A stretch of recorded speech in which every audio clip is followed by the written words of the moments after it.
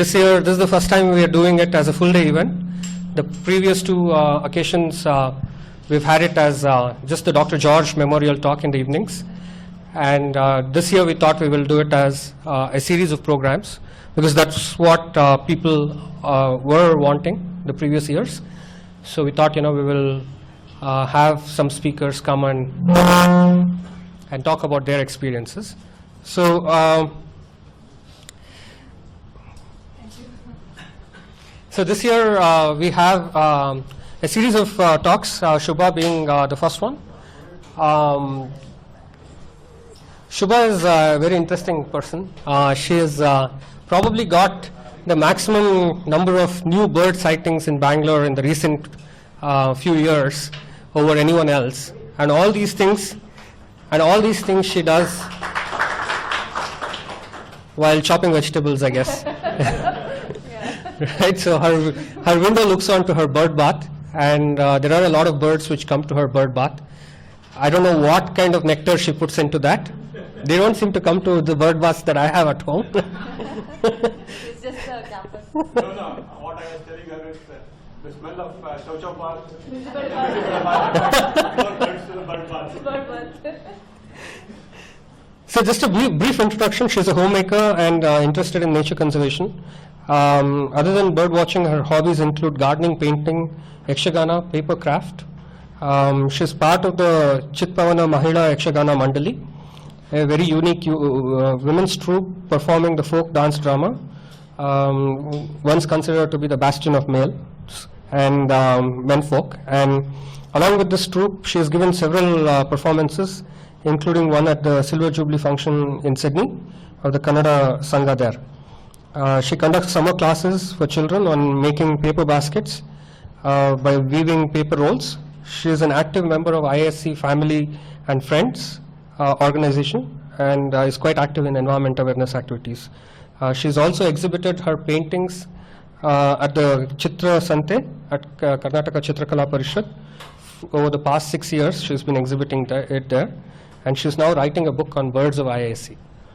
And she has already documented visuals of more than 100 birds that have come to IISc and visited her garden. So over to you, ma'am. Thank you. Yeah. Thank you so much. Thank you for inviting me here, Cholas. Actually, the bird bath concept started with, when I came to concrete jungle. I should not say, but I wasn't used to this, Bangalore environment. I born and brought up in a village, really a remote village. Our neighbors were trees, birds, and animals, insects. So I used to wander around. I used to spend more of my time outside the house than inside. And when I came to Bangalore, I felt uncomfortable with, I had no place to go around. I used to spend time watching National Geographic.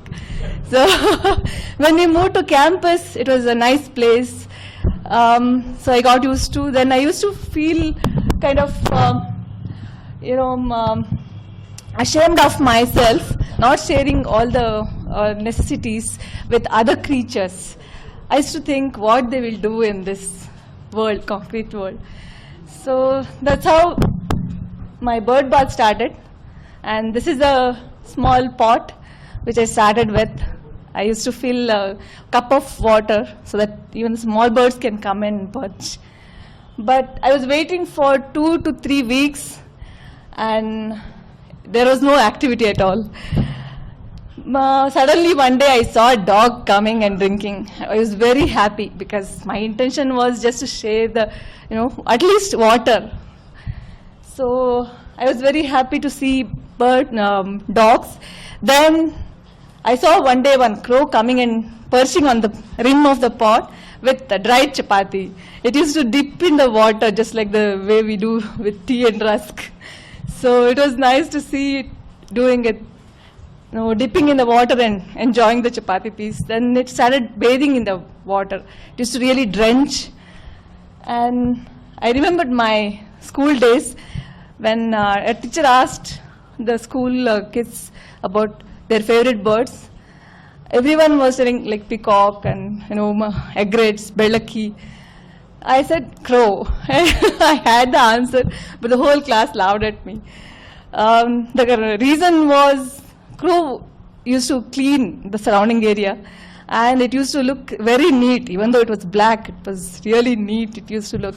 And one more point was like there is a saying called, if the crow sings, not the call, that if it sings, you get guests at your house. So that was a nice thing for me to admire crow. Maybe that's the reason crow visited the first time to my bird bath. So I was kind of blessed with it. Then the journey started. Common Maina started coming, and Jungle Maina. They used to really get wet. They used to empty the pot, taking bath for several minutes. Then rock pigeon came. Spotted dove started coming. Magpie robin used to really enjoy. 2-3 times a day it used to come. Then that was like bulbul, and I placed the small pot right in front of my kitchen window so that I can watch them whenever they come. Before, a few months before, when I placed it somewhere else, I couldn't see anything there coming and perching. I had no clue whether it's getting used or not. So I just changed the place. I kept it outside the kitchen window, and I started watching them. So slowly I started taking pictures, recording. So then my camera was the good old simple shoot and aim and shoot camera. So you can see the clarity. It was not at all visible. You can see this video actually.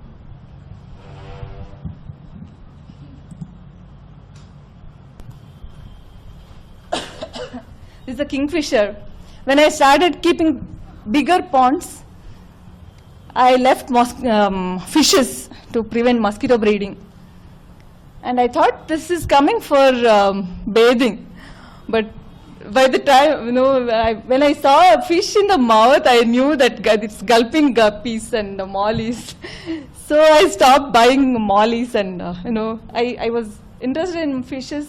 I kept mollies, guppies, kois and all. But when I saw him fishing and eating so many mollies in a single day, I stopped buying. But guppies were safe. I covered with all small plants like this. And this is a nice video.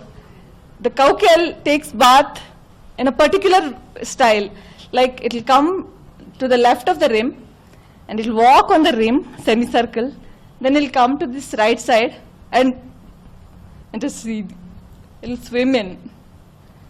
The second round, you can see it's wet totally.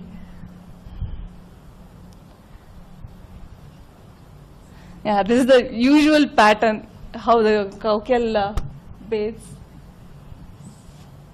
Each bird is different, and each bird takes bath differently.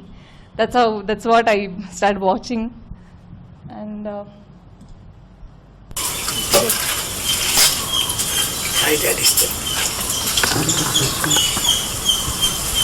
rock crest, drinking water.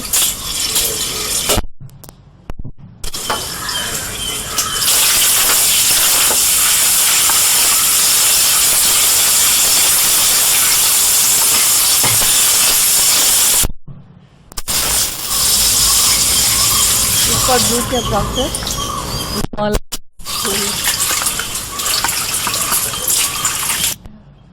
So this is how I started adding more pots. For example, this one, the hanging pot where the squirrel is drinking water. Cinerus tit used to like it in the hanging one. It was scared to come down, I think, on the floor. And it used to get chased with the robins. So I shifted the pot. I brought one hanging pot, hang on the branch. Then I added more bigger pots with waters, guppies. But that one, the bigger birds like the bigger ponds. So you can see the kite sitting here. it was like a bathtub for him.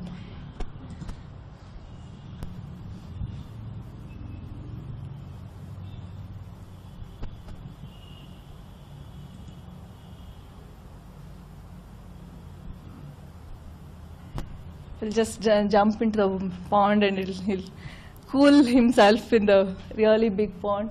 You can see. This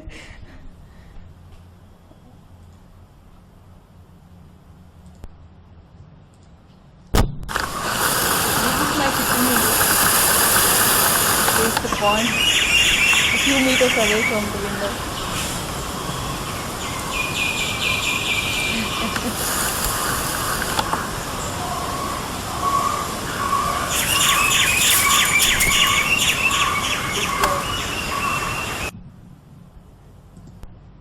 So slowly I started adding and I saw so many birds coming, but one thing I was missing was smaller birds. I could see so many birds really small in size. I couldn't make out which were they. Actually, bird identification, Dr. Subbu helped me a lot. He's the one who started helping me in identifying the birds. I met him in Hebal outing. From that day onwards, I started troubling him, sending all the pictures, asking for identification. And I used to wonder why the small birds were not visiting. I felt this is not safe for them, it's too deep for the small bird. And I was thinking what to do with, how to attract the really small birds. One day, just after the rain, I saw a tailor bird bathing on a leaf, where the water was collected on the leaf and it was taking bath, and I was amazed to see that. I was very happy. Then I thought, okay, I should do something like this. So that's when I introduced, these are all the small ponds you can see. This is a thing. When I hung it in the middle of the branch, barbet didn't come. They were not coming that time. I used to wonder why. Slowly I added one big leaf creeper to the pot. Maybe it was easy for barbet to camouflage himself. So then that's when they started coming. And from that day onwards, they were the common visitors to the bird bath, hanging one. They need more greenery next to the bird bath. That's what I felt.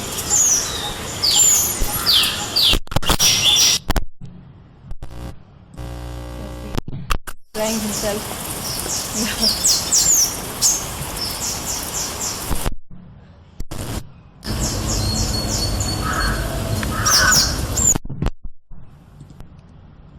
And I placed the small pot inside the bigger one to give that height, little bit of height. I wanted to attract them to the bigger pond, so I tried this. But they used to enjoy even the smaller pots as well.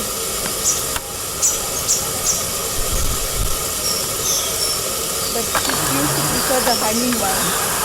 You can see,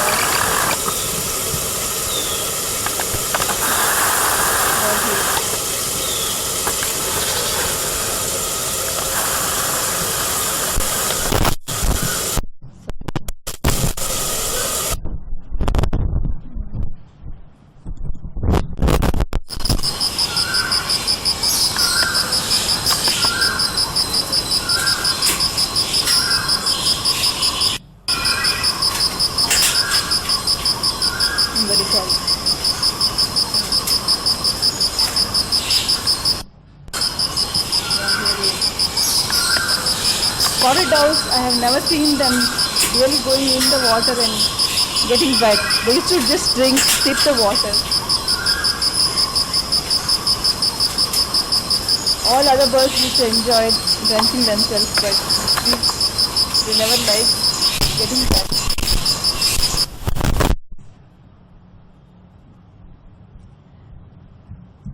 So what I did is I started adding perching points in the bigger ponds, so that they can come even in the middle of the pond. They can dip in. But that helped a lot. You can see monarch Huh? Oh, okay. What is it showing? I don't know. Okay. Oh, okay, okay, thank you. I'm very poor in this.